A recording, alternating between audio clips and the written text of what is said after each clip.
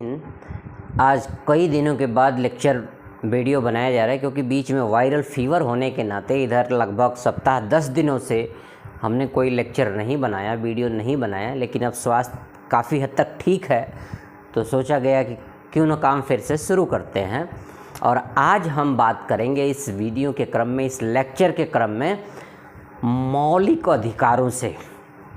मौलिक अधिकार आप जानते हैं, भारत के संविधान ने भारत के समस्त नागरिकों को समान रूप से 7 मौलिक अधिकार दिए थे, लेकिन एक को हटा दिया गया।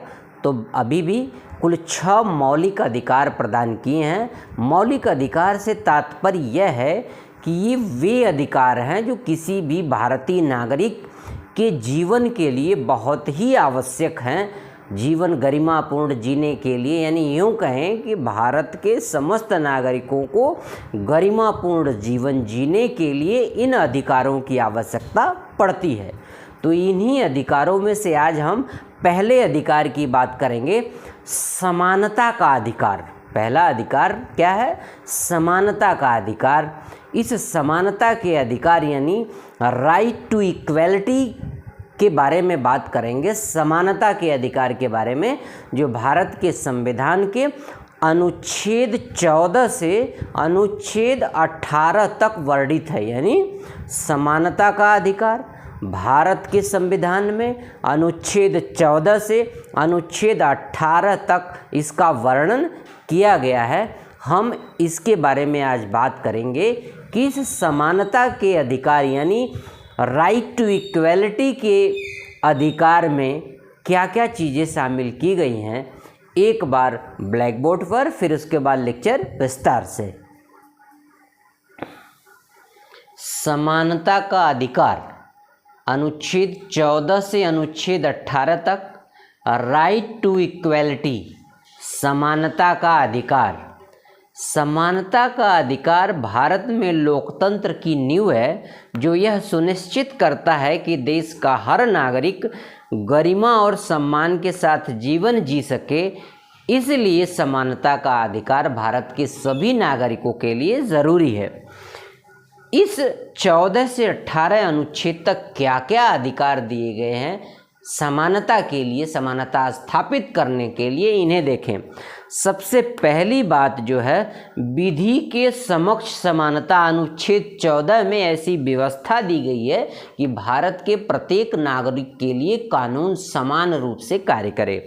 दूसरा है धर्म, मूल वंश, जाति, लिंग या जन्म स्थान के आधार पर विभेद का निषेध। यानी किसी भी आधार पर किसी भी भारतीय नागरिक के साथ किसी भी प्रकार का भेदभाव का क्या किया गया? निषेध किया गया, प्रतिबंधित किया गया अनुच्छेद 15 में।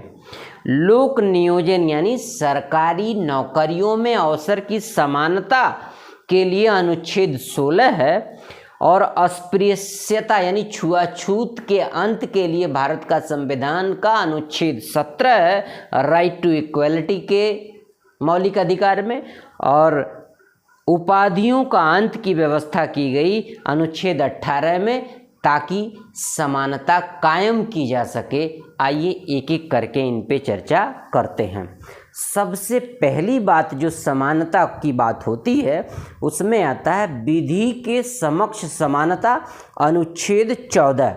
अनुच्छेद 14 में यह लिखा गया है कि भारत के समस्त नागरिकों के लिए कानून समान होगा। कानून भारत का किसी भी नागरिक के साथ किसी भी प्रकार का भेदभाव नहीं करेगा। अमीर गरीब, स्त्री पुरुष, जन्मस्थान यानी बहुत सारे विषय इसमें दिए गए कि किसी भी प्रकार का भेदभाव कानूनी रूप से भी भारत के नागरिकों के साथ नहीं होना चाहिए। ये इस बात का द्योतक है कि सभी को समान रूप से कानूनी अधिकार प्राप्त हैं, यानी कानून की नज़र में सभी एक जैसे हों। यह अनुच्छेद 14 इस बात के लिए प्रतिबद्ध है। दूसरा है भाषा, धर्म, लिंग, जाति आदि जन्मस्थान के आधार पर भेदभाव का निषेध। यानी भारत के किसी भी नागरिक का, चाहे वो किसी भी भाषा बोलने वाला हो, किसी धर्म को मानने वाला हो, किसी भी जाति का क्यों न हो, वह कहीं किसी भी स्टेट में पैदा क्यों न हुआ हो, वह महिला हो या पुरुष हो, इनके आधार पर किसी भी प्रकार का भेदभाव नहीं किया जाएगा। ये पूरी तरह से वर्जित है संविधान के अनुच्छेद 15 में। इसलिए इन बातों को निषेध करके भारत के सभी नागरिकों को, चाहे वह स्त्री हो पुरुष हो, ऊंच नीच की जो भावना रखता है, जाति पाति धर्म संप्रदाय, इन सब से परे उठ करके सबको समान रूप से व्यवहार करना है। तीसरी जो बात दी गई आपकी, वो दी गई लोक नियोजन के जो विषय हैं उनमें अवसरों की समानता होगी। अनुच्छेद 16 में यह बात दर्ज है कि भारत के प्रत्येक नागरिक को, चाहे वह किसी भी जाति संप्रदाय, पिछड़ा, माइनॉरिटीज़ या अन्य कोई वंचित वर्ग है, सबको समान रूप से भारत की सरकार की नौकरियों में, चाहे वह राज्य सरकार की नौकरी हो, चाहे केंद्र सरकार की नौकरी हो, नौकरियों में सबको समान रूप से अवसर दिया जाएगा, यह बात। और दूसरी बात, जिनकी भागीदारी कम है, जिनकी भागीदारी बहुत कम है, उन्हें भी पर्याप्त अवसर दिया जाना चाहिए। इवन आप कह लें आरक्षण के रूप में। आरक्षण का मतलब सुप्रीम कोर्ट ने भी माना है कि आरक्षण का मतलब जिनका प्रतिनिधित्व अब तक सरकारी नौकरियों में शिक्षा व्यवस्था में कहीं भी अगर कम है, तो उन्हें भी आरक्षण का लाभ देके उन्हें भी अवसर की समानता उपलब्ध कराने के लिए आरक्षण है। ठीक है, इसके ज़्यादा डीप में हम नहीं जाते। तो कहने का तात्पर्य है कि सरकारी नौकरियों में भी भारत के समस्त नागरिकों के लिए, चाहे वो किसी भी जाति धर्म भाषा संप्रदाय जन्म स्थान कहीं का भी हो, सबको समान रूप से अवसर मिले, ताकि सबकी समान भागीदारी सुनिश्चित की जा सके, ताकि समानता का जो ये अधिकार है इसके मूल को जो है सार्थक या यथार्थ किया जा सके। तो पहला था आपका विधि के समक्ष समानता, दूसरा था भाषा धर्म लिंग जन्मस्थान आदि के आधार पर भेदभाव का निषेध, तीसरा था सरकारी नौकरियों में समान अवसर उपलब्ध कराना, और चौथा है अस्पृश्यता का अंत, अनुच्छेद 17। अब आप सोचेंगे ये अस्पृश्यता क्या है? अस्पृश्यता का मतलब होता है छुआछूत। हमारे देश में पहले ऐसी बहुत सारी विसंगतियां थी, जिसमें एक विसंगति छुआछूत की भी थी। लोग जाति, ये उच्च जाति का, ये नीच जाति का या निम्न जाति का, ऐसा करके उसको हाथ से छूने से भी परहेज करते थे, या उसका भोजन करना, या उसका खाना, या उसके घर बैठना, उसके घर जाना, या उसके साथ रहना, इन सब का भी बहुत ही यूं कहें कि भयंकर छुआछूत था। इसको समाप्त करने के लिए भारत के संविधान निर्माताओं ने इस बात का जिक्र संविधान के अनुच्छेद 17 में किया है कि छुआछूत का अंत होना चाहिए। किसी भी प्रकार से किसी भी व्यक्ति के साथ जाति धर्म संप्रदाय आदि के नाम पर ऊंच नीच के आधार पर किसी भी प्रकार का भेदभाव नहीं होना चाहिए। जो अनटचेबल वाली स्थिति थी वह कतई स्वीकार नहीं होगी।